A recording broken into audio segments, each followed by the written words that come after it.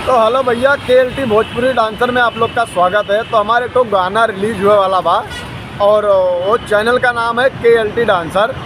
तो आप लोग प्यार आशीर्वाद दुलार जरूर देना। और हमारे तो गाना बा ओके मुखड़ा हम सुनावा तानी कि सुन ले भैया। देवी गीत बा। मेहरुआ कहती अपने पति से कि राजा बाए को हमारी इच्छा, अरे तू के पूरा वही के परी। अरे राजा जी को बाई इच्छा, तू के पूरा वही के परी। कि देवी पाटन, कि देवी पाटन वाली मैया के दर्शन का रावई के परी।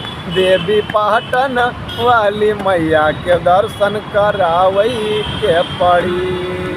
अरे एक के बाय राजा मोरा इच्छा, तू के पूरा वही के परी। अरे एक के बार राजा हमारी इच्छा, तू के पूरा वही के परी। कि देवी पाटन वाली, कि देवी पाटन वाली मैया के दर्शन का रावई के पड़ी।